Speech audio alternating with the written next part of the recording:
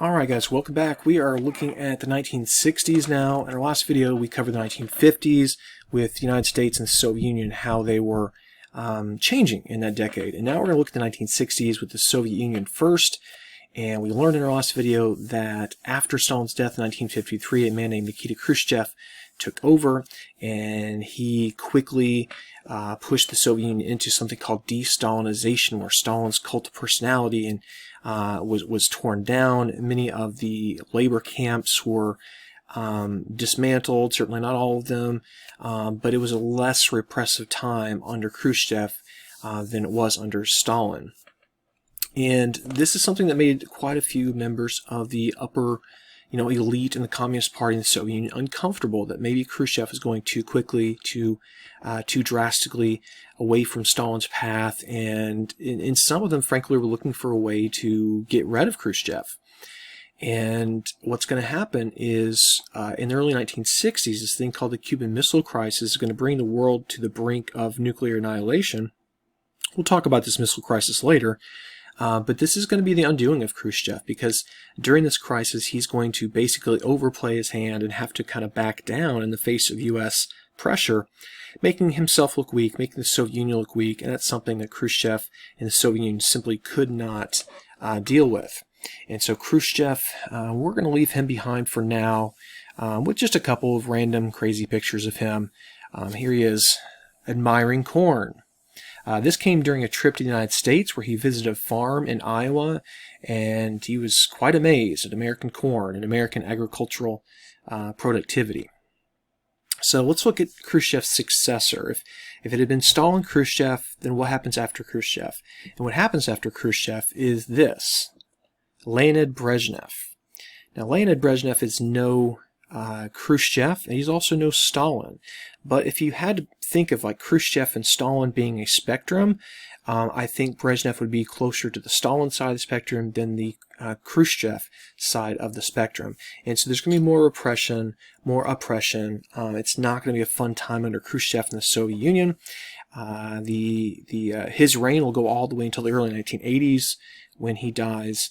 And his reign over the Soviet Union is going to be kind of, in many ways, the last big hurrah of the Soviet Union before it begins to collapse in the 1980s. And speaking of that collapse, the 1950s and 60s had seen some economic growth in the Soviet Union. And then it begins to stagnate and eventually begins to decline. And this is going to be a long-term economic decline. It's going to be a major factor in why the Soviet Union will eventually collapse. And we can blame Brezhnev for certainly some of these ineffective economic policies, where corruption runs rampant and the economy just does not grow. So that's all we're going to say about Brezhnev now. We will come back and talk about him more. I love this picture of Brezhnev here, looking very fit and athletic. Now we're going to look at the 1960s, and we're going to do a little foreign policy and also some domestic policy in the context of the Cold War. So I want you to think about, prior to having satellites, if we want to know what was going on in the Soviet Union, we had a couple of options. We could put spies in the ground. We certainly did that kind of stuff. We could try to listen in, electronically or something, try to break their codes, whatever.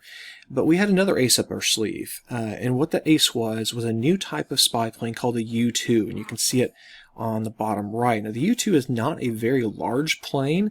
It's surprisingly small, but what the U-2 can do is it can fly at up to 70,000 feet, which is basically almost twice as high as a regular commercial airliner does, some 13 miles up. That's how far this thing is going up.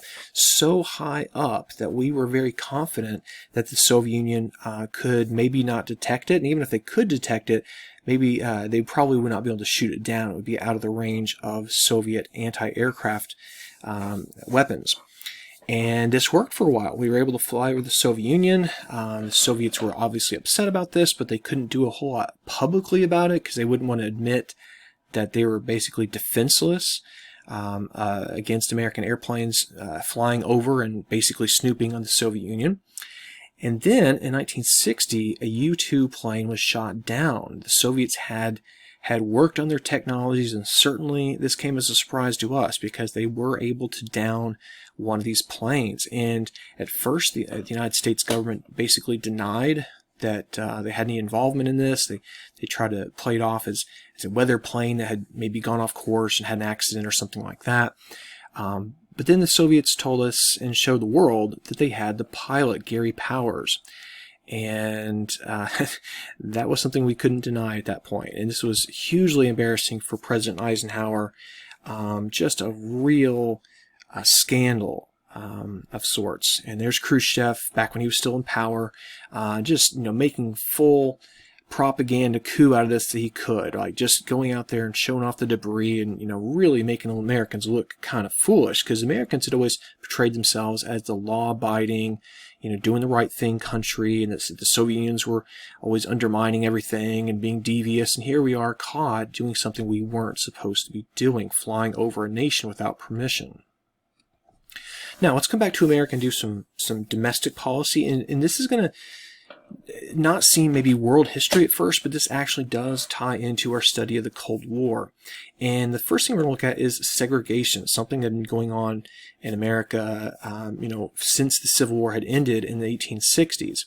And when you think of segregation in America, you would find it in certain amounts widespread across America, but it was concentrated, of course, in the U.S. South. And by the South, I mean the Southeast. And this brings us to the Civil Rights Movement. And in 1954, there was a landmark Supreme Court decision.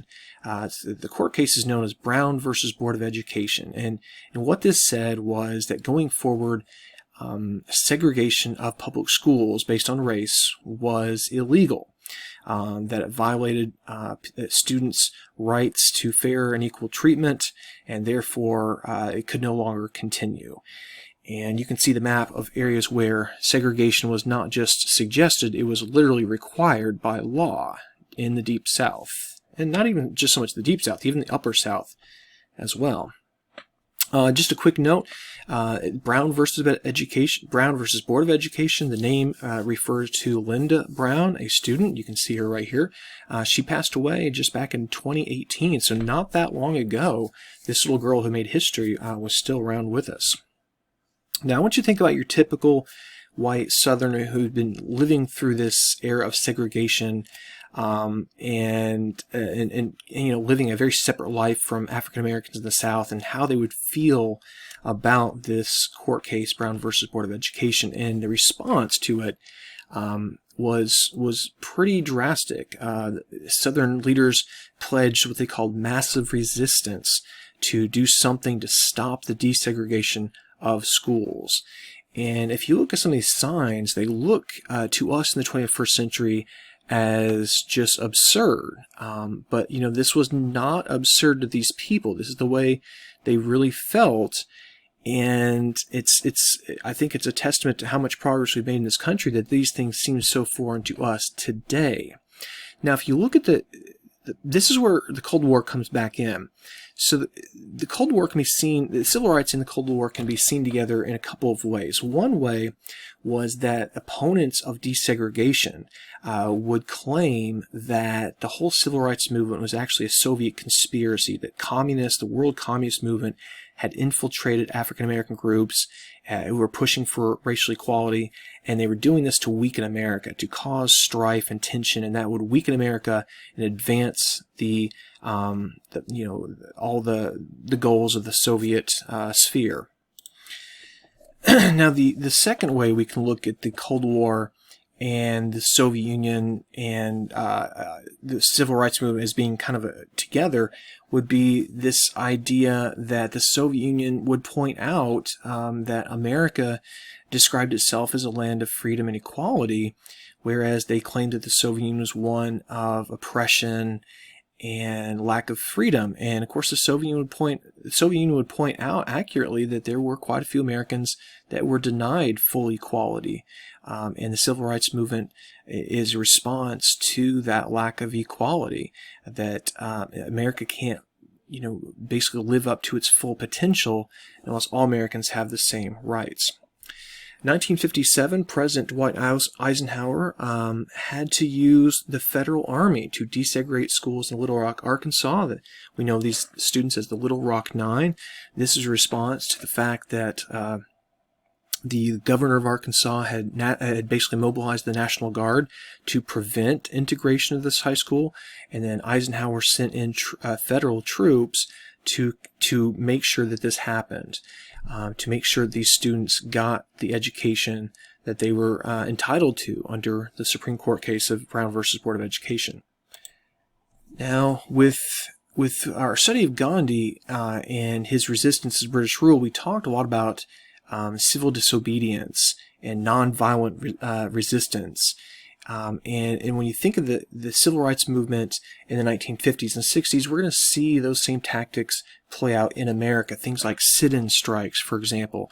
These men were known as the Greensboro Four. They were in Greensboro, North Carolina. They were college students there who basically refused to leave until they were served. So they're not doing anything violent, but they're resisting non-violently.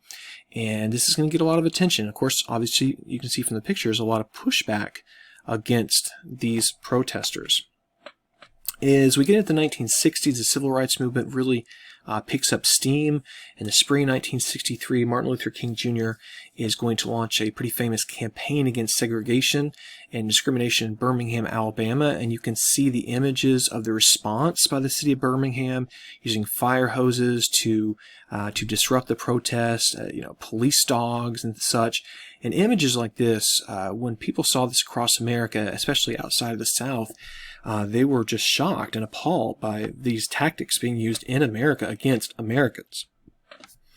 Later that year, in August of 1963, Martin Luther King Jr. gives his famous speech, the "I Have a Dream" speech, on the steps of the Lincoln Memorial in Washington, D.C. You can see the huge gathering here. Many of us, of course, have read this speech, watched it being read, on a documentary or something. Very powerful speech, and certainly sets the tone for more action in gaining equality and full acceptance of African Americans in American society. Last thing I want to look at with you guys is something that's a little off a different path, and that would be the hippies of the 1960s. When we think of the hippies, what comes to mind is something we call the counterculture. To go counter to something is to go against the grain. And your counterculture people, your hippies, if you will, they really were kind of dissatisfied with a lot of the things they see in American society in the mid to late 60s. One of which, of course, would be the Vietnam War, which we'll talk more about later. And they're kind of doing their own thing. They're withdrawing from traditional American society and living a very different life than their parents and grandparents. And their parents didn't understand them, and they didn't understand their parents. There's a huge generation gap that's widening in the 1960s as young people really take a stand and start living a very, very different life than their parents were used to. You see a lot of disillusionment setting in among young Americans. This could be resistance to racism. This could be a resistance to the war in Vietnam. This could be a women's rights movement. There's all kinds of different movements going on and all kind of coalescing and churning in the 1960s. And there was certainly a real skepticism among young Americans of older Americans. The phrase was, trust no one over 30, right? Because if someone's over 30, they're part of the establishment and they don't know what's going on, kind of thing. And that's the viewpoint of a lot of these young Americans. They're going to create a new America. What's interesting about this is these are the baby boomers, right? These are the kids who had been born after World War II. They've grown up. They've lived in a country of prosperity and peace, relatively peaceful. And then the 1960s happens and everything changes. So that is what we covered with the 1960s, guys. In the 1960s, in the Soviet Union, we looked at continued de-Stalinization. We looked at the transfer of Khrushchev to Brezhnev. With America, we looked at things like the U-2 spy plane being shot down over the Soviet Union. What an embarrassment that was for America. We looked at the civil rights movement. We looked at the hippies and the counterculture and all these big changes that are happening in the 1960s in both the Soviet Union and the United States. Hope you enjoyed the 1960s. Pretty incredible time.